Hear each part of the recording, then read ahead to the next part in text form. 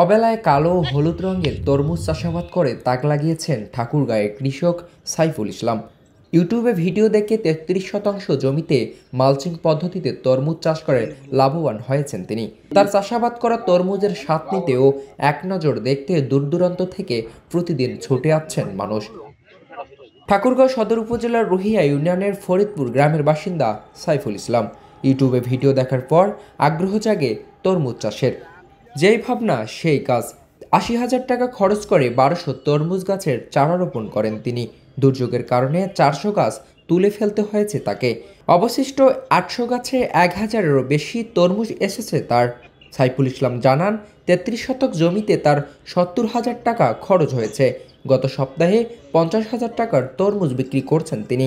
খেতে আরও ৭০০-রও বেশি তরমুজ আছে। এসব তরমুজ আরও লাখ টাকা বিক্রি হবে। ৭০,০০০ টাকার মতো খরচ হয়েছে আমার, ৫০,০০০ বিক্রি হয়েছে। এর মধ্যে লাখখানেক টাকার বিক্রি হওয়ার সম্ভাবনা। আমার ৩৩% জমিতে ১২০০ গাছ বসাইছি। এর মধ্যে আকাশের দুর্যোগের কারণে ৪০০ গাছ তুলে ফেলছি, সমস্যা হয়েছিল। এর মধ্যে যেগুলা বিক্রি করছি, প্রথম ৪০০ পিস বিক্রি করছি আপনার ২,০০০ টাকা মন, ১,০০০ কেজি হয়েছে। পরে এখন আছে মাঠে আমার ৭৫০ পিস। অবেলায় তরমুজ চাষ এলাকায় কৃষি বিপ্লব তৈরি করছে। অনেক কৃষকই আগ্রহ দেখাচ্ছেন এমন তরমুজ চাষের। মানুষের কাছে শুনলাম যে এই অবেলায় নাকি তরমুজ হচ্ছে, তো তরমুজ দেখতে আসলাম, খেয়েও দেখলাম, বেশ চমৎকার মিষ্টি।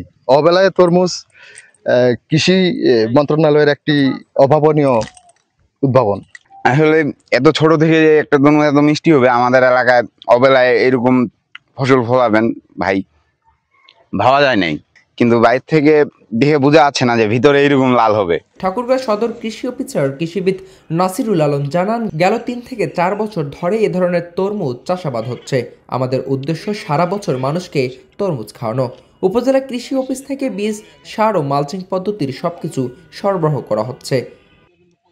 কৃষকরাও খুশি। আশা করি যে এবছর আমরা ২০ শতকের প্রদর্শনী দিছিলাম, আমরা সামনের বছর প্রদর্শনীও বাড়াবো। প্লাস হচ্ছে কৃষকরা নিজে, ওই কৃষকও আরো জমি বাড়ানোর প্রস্তাব দিচ্ছে। প্লাস হচ্ছে আশেপাশের কৃষক এই জিনিসটা দেখে তারা করতে আগ্রহ প্রকাশ করতেছে। আশা করি যে সামনে আমাদের ঠাকুরগাঁও সদরে এই যে আমাদের ফরিদপুরের যে তরমুজটা আছে, এটার আবাদটা একটু বৃদ্ধি করা যাবে। এবং আজকের দিনও আমাদের মাঠের তরমুজ আমাদের বাজারে ঠাকুরগাঁও শহর, জেলা শহরে বিক্রি হচ্ছে। বিভিন্ন লোক খাচ্ছে, অনেকে ভাবতেছে এটা বাইরে থেকে মনে আসছে, বাইরের না, এটা আমাদের মাঠের তরমুজ।